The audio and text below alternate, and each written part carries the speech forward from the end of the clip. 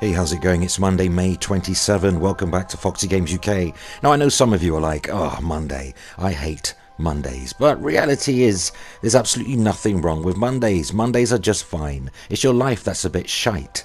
Famously said by one of our favourite comics, Ricky Gervais. Hi, I'm Fox, your reliable source of aggregated video game news, speculation and rampant rumour. So if you missed the Gamer Couch podcast yesterday, well, that's because there wasn't one. And thank Google for that, since I wasted about an hour of my time trying to set it all up to no avail, error, clear cache or something to that effect. It miraculously started working sometime after, but by then it was already close to 12 midnight here in the UK, so no show then. But we'll be back with the Gamer Couch podcast episode 106 next week Sunday. Thank you, Google Hangouts. Okay, so no further time to waste then. In today's news, Sony CEO Jim Ryan has seemingly managed to annoy sections of the PlayStation community yet again. Hideo Kojima's highly anticipated project Death Stranding could receive a new trailer, details possibly a release date quite soon, and Microsoft's E3 2019 event has allegedly been leaked, and it could be a big one. In fact, one of Team Xbox's biggest E3 events to date, but more on that later in the video. And Sony and AMD's partnership in creating the next generation PlayStation console, PlayStation 5, takes a whole new direction in GPU technology, as featured during AMD's reveal at Computex 2019, and a whole lot more besides. So let's get into some of these tasty news bites. Source via GamerSutra.com. I really wasn't going to comment on this, but it really seems a lot of you want my view on Sony CEO Jim Ryan's recent "consoles are niche" statement, which was totally blown out of proportion by pockets of the game community with very little understanding in why the comment was made in the first place. Here's the full story. Sony chief exec Jim Ryan has suggested consoles now exist in a niche market within the wider games industry. Speaking during a recent investor relations Q&A via Reset Era, Ryan was asked about the importance of the Sony console business as the PlayStation maker moves forward, and responded by explaining that the console market is not a major market. Here's a quote. If you look at the game industry as a whole, the console market is not a major market, rather it's a niche market, if you will. But for core gamers, immersive experiences are something we would like to value.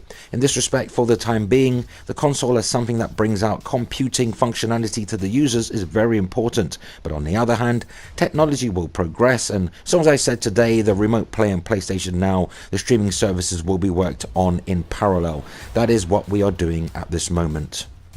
Interesting. So, although Sony is hard at work developing the work-in-progress PlayStation 5, which will deliver lightning-quick load times and rendering thanks to inclusion of an SSD, the company has emphasized how streaming will be integral to the future of its games business.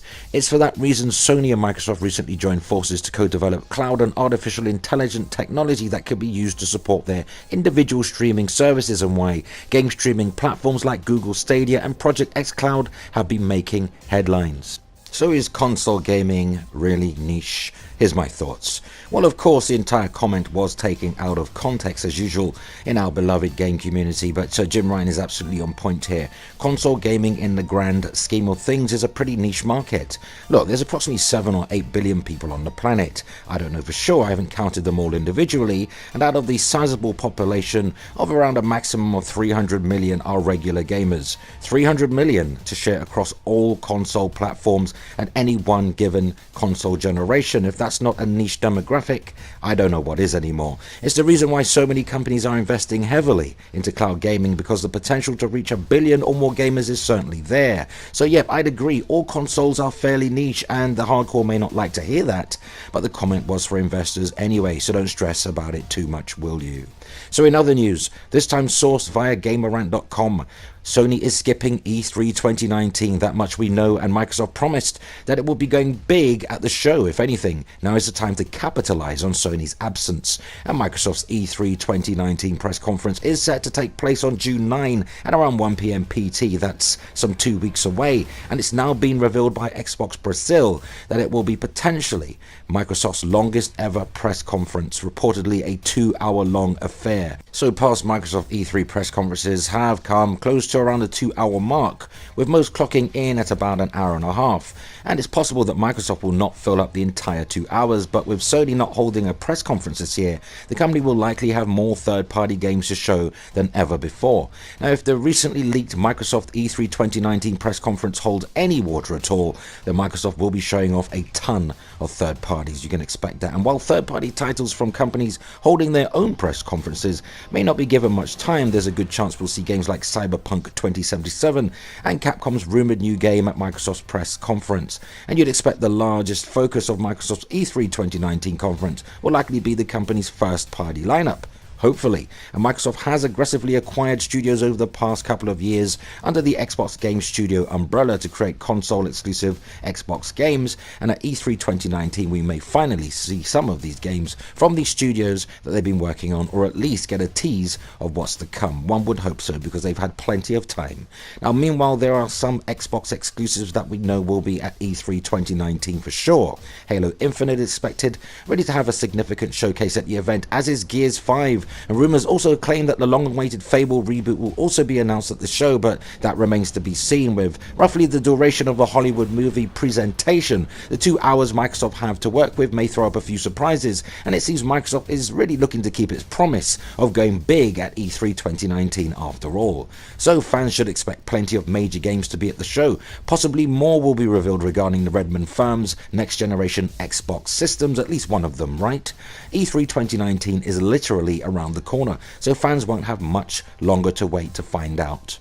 So here's my thoughts. As long as Microsoft do show a lot of their own staple games and not just rely heavily on third parties to fill up that 2-hour slot, and I don't want to hear from lots of developers and, in-depth talks on game mechanics and stuff. Let's just bring on the games, throw them at us, we'll catch them and we'll enjoy them, hopefully. But let me know your thoughts in the comments. So in other news, sourced via fan site MetalGearInformer.com, Metal Gear Solid series creator Hideo Kojima has shared a mysterious Death Stranding teaser video, and it's as cryptic as ever. Here's the full story.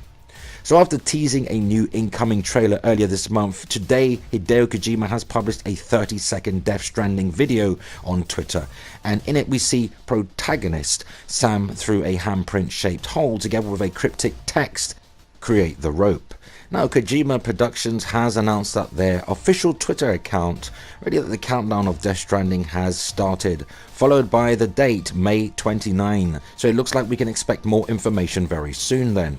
Now, Kojima-san had tweeted a handprint followed by a more decipherable tweet announcing May 29, as I've mentioned, and that the next media blowout really will happen around that time. So we're not quite sure what it is yet, but certainly gives confidence that perhaps Death Stranding could actually see a late 2019 release date, fingers crossed. However, don't get too excited, as with delays and with final state refinements to the game to really polish things up, there's that possibility we may see a release in 2020 also. Still, whatever Kojima shows, I'm sure it'll be worth it for the many fans waiting.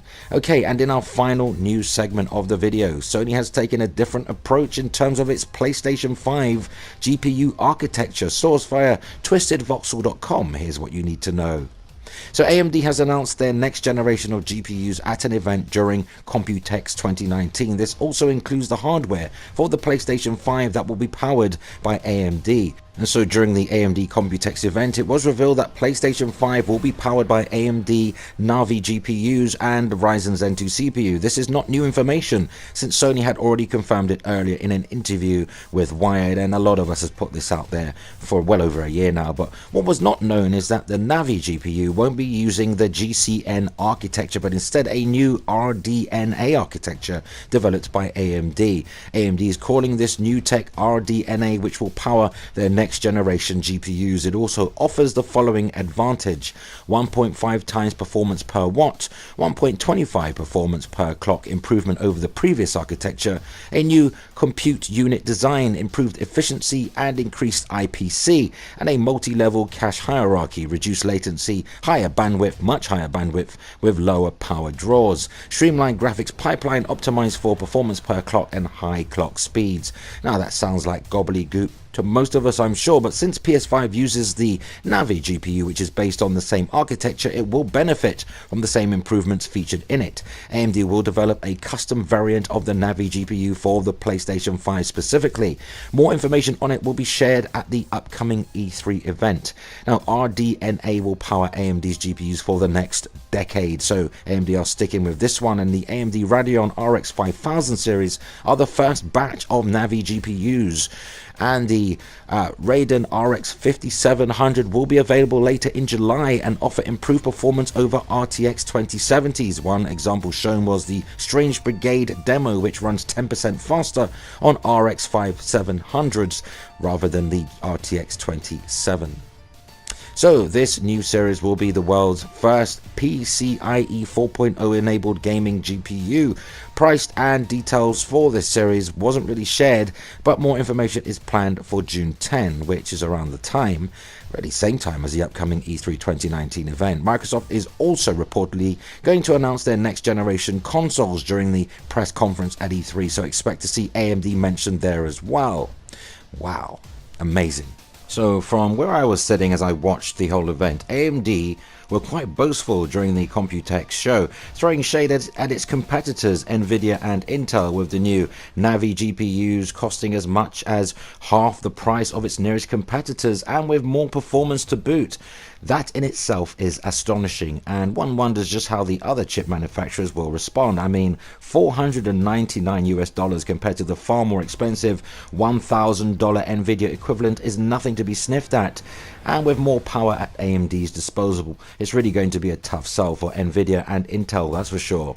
And of course, lower PC price components really benefits PlayStation and Xbox consoles going forward greatly, and the advantages are obvious. AMD really have set a date as to when their new line of products will be made available to the discerning public, and July 2019 is seemingly set in stone. And so a great show all round then for AMD CEO Dr. Lisa Su, and definitely shots fired at everyone else in the microchip business. But what say you? Go ahead, sound off, share your thoughts and opinions on today's news, because that unfortunately brings us to the end of another video. But let's continue the discussion in the comments, and for all your current and next gen news updates, rumor and rampant speculation, hit the like button, spread the word, and oh yes, keep it locked to Foxy Games UK. Remember, relevant links where applicable can be found in this video's description. Subscribe to Foxy Games UK, remember to hit the notification bell so you never miss content. Thumbs up if you like it here, and help us reach more like-minded gamers simply by sharing this video. Consider supporting Foxy Games UK via Patreon, and or grab yourself a Foxy Games UK branded t-shirt or hoodie available in various colours and designs. You'll find both links in the video's description. Truly appreciate the support. So that concludes our time together on this Monday, this bank holiday Monday here in the UK, and it was great hanging out. So until the next video, remember, play games, not corporations.